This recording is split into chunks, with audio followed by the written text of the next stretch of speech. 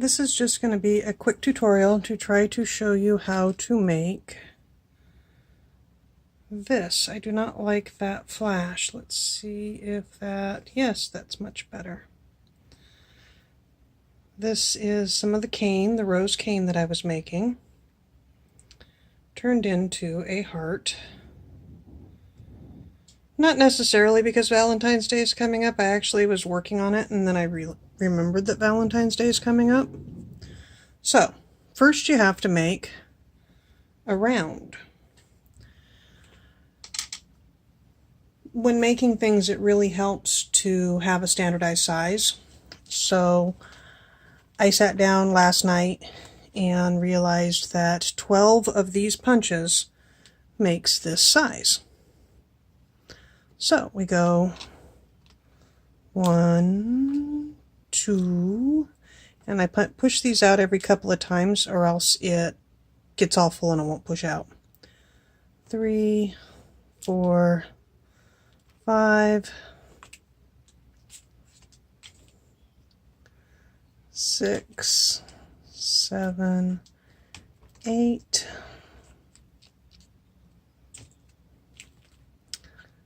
9, 9, 10, 11, 12. And yes, I noticed that I missed one. See, it didn't want to push out at 4. And it's okay if they deform. So, and yes, I have a cluttered, messy workspace. This is what I deal with. I pick up all of these and I mush them all together, understanding that that might try to make an air bubble, and it's okay because this is a center core. I was trying to make sea glass beads, and I showed them off in the last video. The color I'm working with right now turned out looking like that after fired. So this one looked okay, but it's a muddy color, so I'm still not that happy with it. So I'm going to use all of this as center cores because they don't work as beads on their own. So I roll it up and I try to get a halfway decent ball. So it's really hard to do and keep in the camera. So I get a halfway decent ball.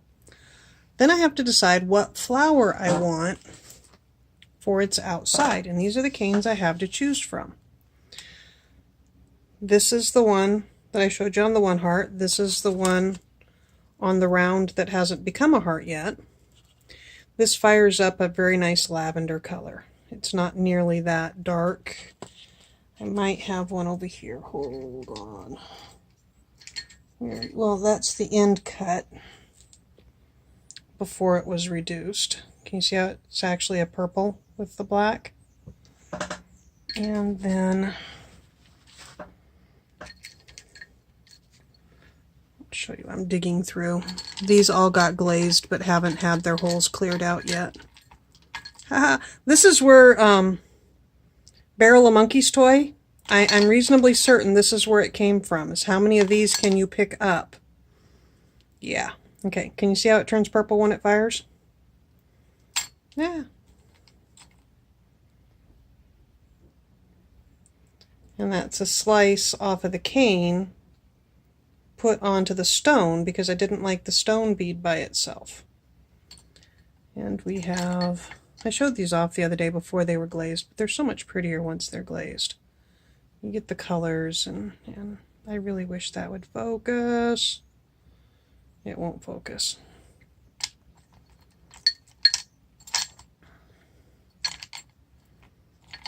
I can't.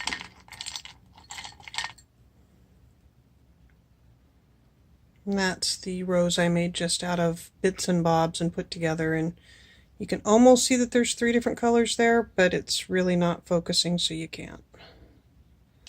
Okay, so now I have to decide what color I want my heart to be. And I'm thinking this one right here, mostly because I have a lot of it. So I'm thinking I'm going to go with, there has got to be a way to make this focus. Let me see if tapping the screen works. No, tapping the screen just makes it wiggle. It's almost in focus. Anyway, that's what I'm going to use to cover. So you take your knife, yes, I'm on the camera, and you cut as thin as you possibly can, which for me is not that thin, because I'm not that good at this, and my hands shake. And I'm going to need about 5 of these. So we will start out with 5 thins. One's not as thin as the others. Can you see that on the camera? Yeah, not really. Okay, so the one that's deformed I'm going to leave for the last, because you always wind up with a spot that doesn't quite cover. You gently press it in. I'm going to need more than 5. Take the next one, line it up, press it in. Take the next one, overlap to cover that spot. Use your thinner ones for that. Oops, sorry about that. Press it in. So I'm going to need 10 because I already cut 5. Hold on, let me see what that is. That's, the rows separated. Okay, so let me cut some more.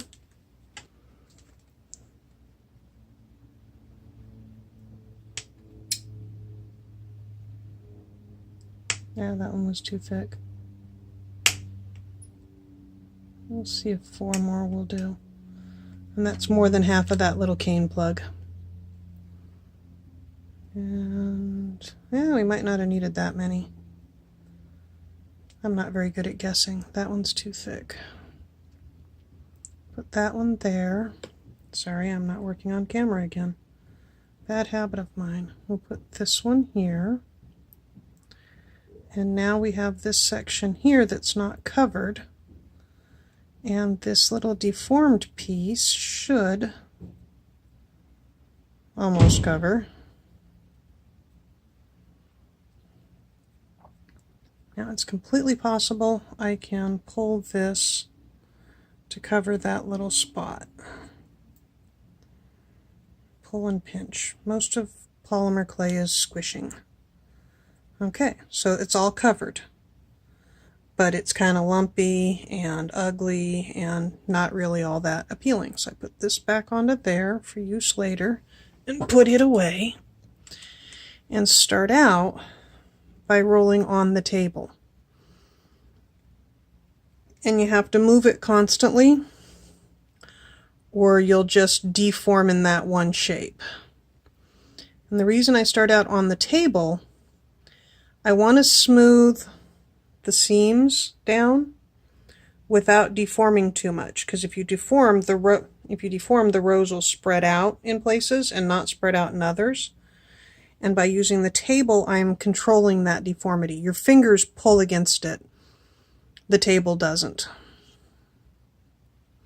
And if I did it in my hands, I would put a swirly pattern into it and totally kill the rows. So you just kind of do this a bunch of times until it looks about where you want. If you still have some strong seams, you can take a knitting tool or a clay tool and you just kind of roll against it and it smooths things out a little bit. And there are plenty of tutorials on this all over the internet.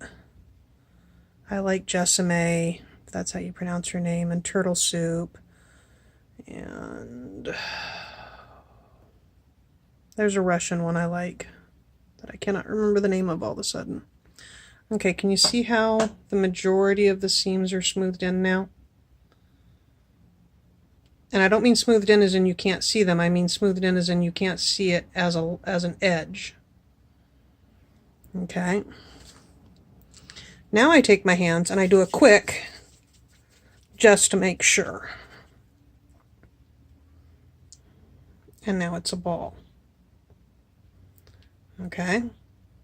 So, from a ball, you have to make a heart. And I use my very technical, very expensive, because I don't have a bone folder-y thingy. Actually, first of all, I I pick where I want my most, we'll call it architectural detail.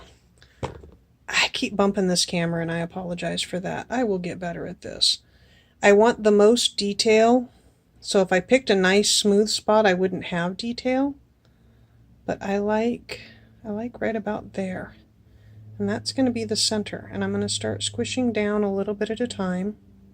Very, very gentle. It's very sticky and it's sticking to my thumbs, so I have to make sure I pull straight and not this way, because if I pull this way I'll pull the clay with it and distort the clay. So it's stick, stick, stick, stick. This one right here is slightly distorting, and that's because it's on the edge. See how I got that detail that's going to be in the heart? This right here you have to watch for, because that is where the clay is cracking away and exposing the underside. Which this pinching is helping prevent that for the most part, but you just have to stay aware. If you start to develop a crack, you've got to catch it then and there, or it'll only get bigger. I'm going to turn it over, run it again, check my sides. The purple on the outer edge of this clay blends into the blue a bit, but not enough, see? See?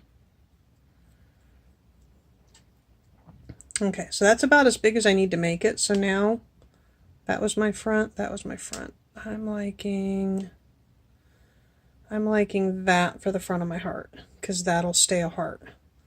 So I'm taking my highly technical, expensive bone folder type tool, and I'm picking where my crease is going to go, and I'm just denting and pressing.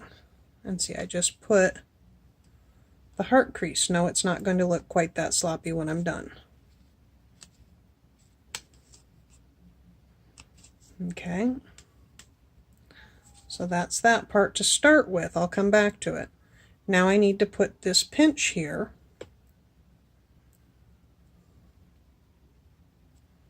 See, without pulling and distorting the clay too much. Because the clay really wants to distort. It always wants to distort. Clay does not like moving without pulling itself. So, we're halfway to a heart. See that? Now at this point, I put it down, and I go like this, and I give it a little bit of I'm not pushing as hard as it looks like, I just kind of give it a little flattening, and it sticks, and I pull, and now, okay, this is not going to work in the future. This will be the only one I do with the camera at this angle where it wiggles. I redo this, and I reform and squish a little bit. And I'm using the cardboard because if I was using my fingers it would be distorting to my fingers, and it just doesn't work that well. Okay, so now I have a clay heart. I want that just a little sharper. And that architectural detail that looked like a heart to start with is still right there. See? That side's just a little tall. You will spend more time with clay just kind of futzing than anything else. But that's a clay heart. If you want to put a hole in it, you can put holes through any direction. I'm going to put a peg in, screw a peg in when it's fired so that it hangs like a charm. Talk to you later.